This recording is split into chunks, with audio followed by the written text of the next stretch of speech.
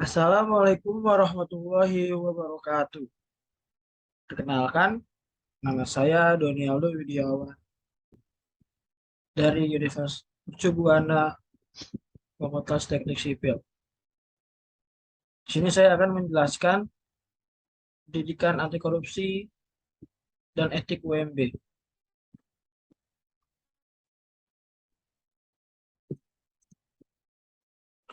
Pertama, pengertian pendidikan anti korupsi.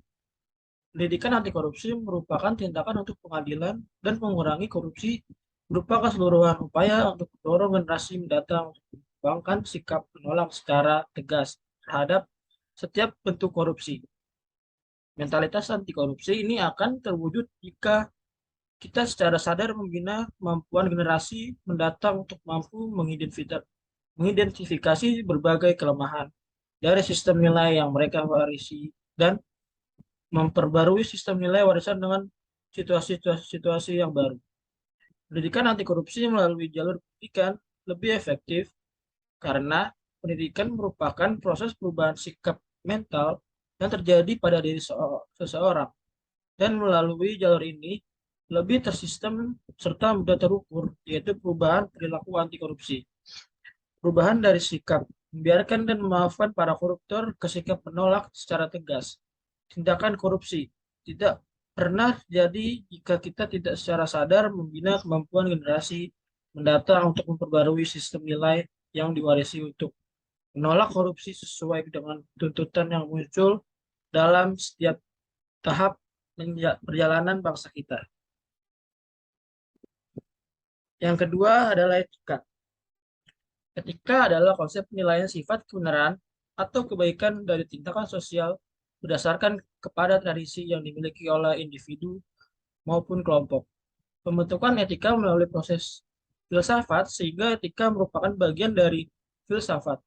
Unsur utama yang membentuk etika moral berikut merupakan etika menurut para ahli. Menurut Aristoteles, pengertian etika dibagi menjadi dua, yaitu terminus technicus dan manner dan kostum. Terminus technicus adalah etika yang dipelajari sebagai ilmu pengetahuan dan mempelajari suatu problema, tindakan atau perbuatan manusia. Sedangkan manner dan kostum adalah pembahasan etika yang berhubungan atau berkaitan dengan tata cara serta adat kebiasaan yang melekat pada kodrat manusia, yang sangat terkait dengan arti baik dan buruk suatu perilaku, tingkah laku, atau perbuatan manusia. Adapun fungsi dari etika yaitu sebagai tempat pendapatan orientasi kritis yang berhadapan dengan beragam keadaan moralitas yang membingungkan. Selain itu, etika berfungsi menunjukkan keterampilan intelektual. Keterampilan intelektual berfungsi untuk berargumentasi dengan rasional dan kritis. Selanjutnya, motivasi.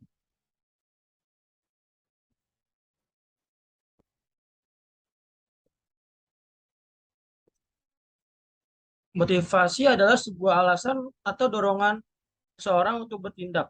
Alasan atau dorongan itu biasa datang dari luar maupun dari dalam diri. Sebenarnya pada dasarnya semua motivasi itu datang dari dalam diri. Faktor luar hanyalah pemicu munculnya motivasi tersebut. Motivasi adalah dorongan psikologis yang mengarahkan seseorang ke arah suatu tujuan. Motivasi membuat keadaan dalam diri individu muncul terarah dan mempertahankan perilaku. Menurut Kartini Kartono, motivasi menjadi dorongan atau driving force terhadap seseorang agar mau melaksanakan sesuatu. Motivasi yang ada pada setiap orang tidaklah sama, berbeda-beda antara yang satu dengan yang lain. Dan semua orang membutuhkan motivasi dalam diri mereka. Tujuannya agar bisa mencapai tujuan dengan semangat. Motivasi akan mengubah ambis, meningkatkan inisiatif, dan akan membantu dalam mengarahkan energi kita untuk mencapai apa yang kita inginkan. Dengan motivasi yang benar, kita akan semakin mendekati keinginan kita.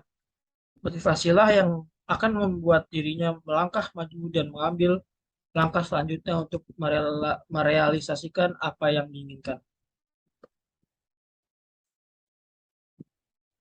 Selanjutnya, pikiran positif. Pikiran positif, berpikir positif sama artinya dengan berpikir terbuka, sehingga memberikan peluang bagi kita untuk terus melangkah. El-Baghdad 2010 mengartikan pikiran positif sebagai potensi yang mendorong pemiliknya untuk berbuat dan bekerja dengan menginvestasikan seluruh kemampuan kemanusiaannya. Pikiran positif sangat penting sebab semua berawal dari pikiran Anda. Memiliki pikiran positif adalah fondasi sukses. Orang yang berpikir positif selalu memikirkan kemungkinan sehingga keinginannya tercapai. Pikiran positif dapat membangun dan memperkuat kepribadian atau karakter dari seseorang. Hal ini berarti bahkan kita bisa menjadi pribadi yang lebih matang, lebih berani menghadapi tantangan, dan melakukan hal-hal yang hebat. Perlu diingat bahwa hal-hal negatif bukan hanya membicarakan keburukan orang lain, melakukan tindakan yang merugikan orang lain, melainkan juga hal-hal yang melemahkan diri sendiri, yang dapat menghilangkan kepercayaan diri Anda. Sofian 2011. Agar pikiran positif hadir di setiap waktu Anda, maka satu, berbaik sangka. Dua, ambil pengaruh positif orang lain. Tiga, ambil hikmah dari peristiwa tertentu. Empat, kesulitan adalah guru terbaik. Lima, membiasakan berpikir positif. Pikiran negatif. Sebagian besar dari kita berpikir negatif mungkin sudah menjadi bagian dari diri. Ketika hal-hal tidak sesuai rencana, kita dengan mudah merasa depresi dan tidak bisa melihat sisi baik dari kejadian tersebut. El-Baghdad 2010 mengartikan pikiran negatif sebagai kumpul pikiran salah yang menghambat langkah menuju kondisi yang lebih baik dan membuat perilaku dan tidak terarah. Pikiran negatif akan mengantarkan manusia pada perasaan negatif dan juga tindakan negatif. Dikarenakan tindakan negatif akan menghambat langkah menuju cita-cita dan kehidupan yang bahagia. Maka pikiran negatif perlu dikelola atau dikendalikan beberapa. Penyebab pikiran negatif menurut Sofyan 2011 adalah riwayat masa lalu. Yang kedua, keinginan yang lemah atau tidak memiliki tujuan yang jelas. Yang ketiga, rutinitas negatif. Keempat, pengaruh internal atau dalam diri sendiri. Yang kelima, pengaruh eksternal. Berikut ini adalah ciri yang berpikiran negatif menurut Sofyan 2011. Yang pertama, mudah meyakini hal negatif dan melihat sesuatu dari sisi negatif. Dua, takut akan perubahan. Yang tiga, sering mengeluh dan merasa dirinya paling benar. Yang keempat, tidak mudah berinteraksi dan cenderung menyendiri.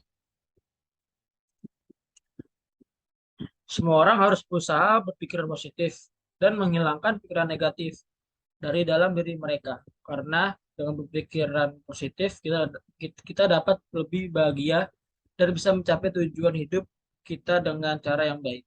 Dan pemikiran negatif dari dalam diri kita dapat menghambat pengembangan dalam diri. Sekian dari saya. Wassalamualaikum warahmatullahi wabarakatuh.